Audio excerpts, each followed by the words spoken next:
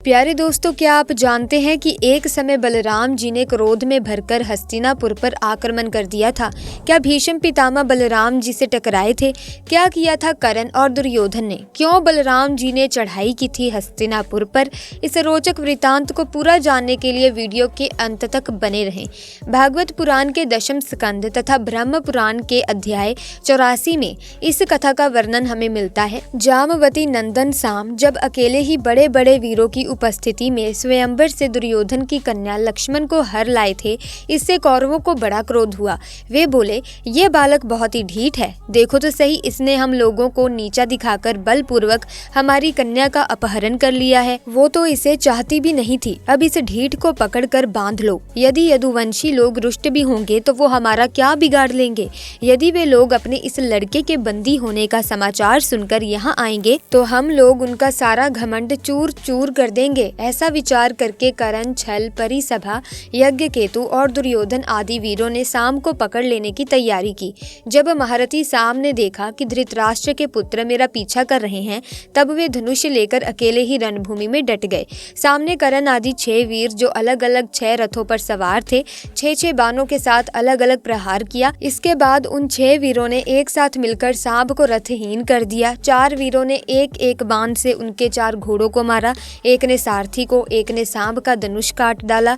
इस प्रकार कौरवों ने युद्ध में बड़ी कठिनाई और कष्ट से सांब को रथहीन करके बांध लिया। इसके बाद वे उन्हें तथा अपनी कन्या लक्ष्मणा को लेकर हस्तिनापुर लौट आए। नारद जी से ये समाचार सुनकर यदुवंशियों को बड़ा क्रोध आया। वे महाराज अग्रसेन की आज्ञा से कौरवों पर चढ़ाई करने की तैयारी करने लगे। बलराम जी ने कुरुवंशी और यदुवंशियों की लड़ाई झगड़े को ठीक न समझा और क्रोधित यदुवंशियों को शांत कर स्वयं रथ पर सवार होकर हस्तिनापुर गए। उनके साथ कुछ ब्राह्मण और यदुवंश के बड़े बूढ़े भी गए। हस्तिनापुर पहुंचकर बलराम जी नगर के बाहर एक उपवन में ठहर गए। बलराम जी का आगमन सुनकर पौधों की प्रसन्नता की सीमा न रही और बलराम जी के पास पहुंचकर उनका सत्कार किया। उन लोगों ने परस्पर एक दूसरे का कुशल मंगल पूछा और वहां बलराम जी ने कहा कि महाराज अग्रसेन ने तुम लोगों को एक आज्ञा दी है, उसे तुम लोग सावधानी से सुनो और उसका पालन करो। अग्रसेन जी ने कहा कि हम जानते हैं कि तुम लोगों ने एक साथ मिलकर अधर्म से अकेले सांब को हरा दिया और बंदी बना लिया है। ये सब हम इसीलिए सह लेते हैं कि हम सब संबंधियों में परस्पर फूट ना पड़े, एकता बनी रहे। अतः अब झगड़ा मत बढ़ाओ, सांब को उसकी नववधू के साथ हमारे पास भेज दो। ये बात सुनकर कुरुवंशी क्रोध से तिलमिला उठे। फिर कहने लगे, सचमुच काल की छाल को कोई टाल नहीं सकता। तभी तो आज पैरों की जूती उस सर पर चढ़ना चाहती है जो श्रेष्ठ मुकुट से सुशोभित है। इन यदुवंशियों के साथ किसी प्रकार हम लोगों ने विवाह संबंध कर दिया। ये हमारे साथ सोने बैठने और एक पंक्ति में खाने लगे। हम लोगों ने ही इन्हें राज सिंहासन देकर राजा बनाया और अपने बराबर बना लिया। जैसे सांप को दूध पिलाना पिलाने वाले के लिए ही घातक है, वैसे ही हमारे दिए हुए राज्यों को लेकर यदुवंशी हमारे ही विपरीत हो रहे हैं। ये निर्लज्ज होकर हम ही पर हक चलाना चाहते हैं। भीष्म आदि के बल और धन संपत्ति के घमंड में चूर हुए कुरुवंशी बलराम जी को इस प्रकार दुर्वाचन कहकर हस्तिनापुर लौट गए। कौरवों की दूसरी अशिष्टता देख बलराम जी क्रोध से तमा उठे।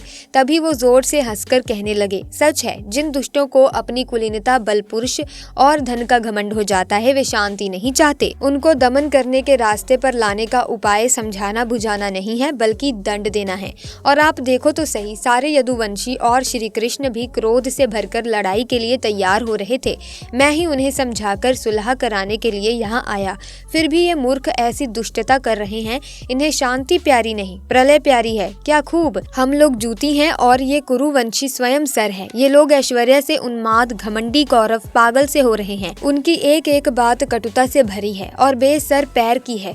आज इन्हें दंड देकर इनके होश ठिकाने लाऊंगा। आज मैं सारी पृथ्वी को कौरवहीन कर डालूंगा। आज से उग्रसेन ही समस्त राजाओं के राजा बनकर रहेंगे। अब मैं इस पृथ्वी को कौरवों से रहित करके ही द्वारकापुरी को लौटूंगा। भीष्म, कर्ण, दुर्योधन, द्रोण, बहालिक तथा अन्य कौरवों को उनके हाथी, घोड़ा और रथों सहित मार डालूंगा और सांब को उनकी पत्नी सहित द्वारका ले जाऊंगा।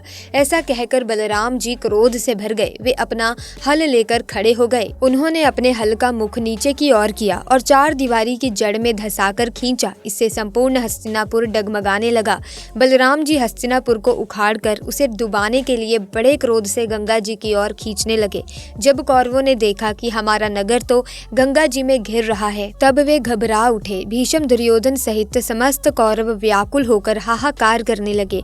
फिर उन लोगों ने लक्ष्मणा के साथ सांब को आगे किया और अपने प्राणों की रक्षा के लिए बलराम जी के शरण में गए और कहने लगे, प्रभु, हम लोग तो मूढ़ हो रहे हैं, हमारी बुद्धि बिगड़ गई है, इसीलिए आप हम लोगों के अपराध क्षमा कर दीजिए। आप जगत की स्थिति, उत्पत्ति और प्रलय के एकमात्र कारण हैं और स्वयं निराधार स्थित हैं। तब सबके सब कुरुवंशी इस प्रकार भगवान बलराम जी की शरण में आए और उनकी स्तुति प्रार्थना की। तब वे प्रसन्न हो गए और डरो मत ऐसा कहकर उन्हें अभय वरदान दिया।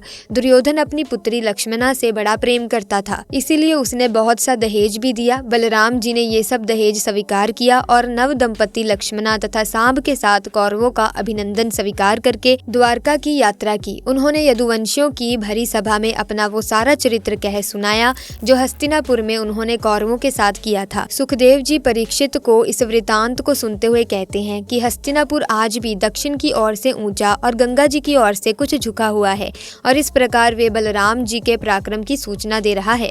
साथ ही दोस्तों, क्या आज भी है यदुवंशी या फिर भगवान श्री कृष्ण के साथ खत्म हो गया था पूरा वंश? आइए आपको अब इसके बारे में बताते हैं। दोस्तों, एक ऐसा युद्ध जो साम्राज्य के लिए दो परिवारों में भीषण युद्ध हुआ। 18 दिन तक चले इस युद्ध में असंख्य लोग मारे गए। इस युद्ध में रक्तचाप के सिवाय कुछ भी हाथ नहीं लगा। जी हाँ, हम बात कर रहे हैं महाभारत के युद्ध के बारे में, जिसमें पांडवों और कौरवों का युद्ध हुआ। इस युद्ध में कौरवों के समस्त कुल का नाश हुआ। इसके अलावा 5 पांडवों को छोड़कर पांडव कुल के अधिकांश लोग मारे गए। लेकिन इस युद्ध के कारण कुछ ऐसी भी घटनाएं हुई जो अविश्वसनीय है। वो है भगवान श्री कृष्ण के पूरे वंश के साथ नाश। मान्यता है कि इस वंश का नाश का कारण था एक श्राप जो एक माँ द्वारा दिया गया था। दरअसल महाभारत के युद्ध में कौरव वंश का नाश हो गया था। युद्ध समाप्त होने के बाद युधिष्ठिर को राज तिलक किया गया, लेकिन कौरवों की माता गंधारी ने महाभारत युद्ध के लिए कृष्ण को दोषी ठहराया। बेटों की मृत्यु से दुखी होकर गंधारी ने श्राप दिया कि जिस प्रकार कौरवों के वंश का नाश हुआ, ठीक उसी प्रकार यदुवंश का भी नाश हो जाएगा। गंधारी के श्राप के कारण विनाश काल आने के कारण भगवान श्री कृष्ण यदुवंशियों को लेकर प्रयास क्षेत्र में आ गए। इस दौरान यदुवंशी अपने साथ अन्न भंडार भी लेकर आए थे। तब श्री कृष्ण ने सभी अन्न भंडार ब्राह्मणों को दे दिया और मृत्यु का इंतजार करने का आदेश दिया। कुछ दिनों बाद यदुवंशी आपस में महाभारत युद्ध की चर्चा कर रहे थे। इस दौरान सात्यकी और कृतवर्मा में किसी बात को लेकर विवाद हो गया। विवाद इतना बढ़ा कि सात्यकी ने गुस्से में आकर कृतवर्मा का सिर काट दिया। इस घटना के बाद यदुवंशी समूहों में विभाजित हो गए और एक दूसरे का संहार करने लगे। इस लड़ाई में भगवान श्री कृष्ण के पुत्र पद्मद्युम्न और मित्र सात्यकी समेत सभी यदुवंशी मारे गए। केवल बब्रू और गारुक ही बच गए थे।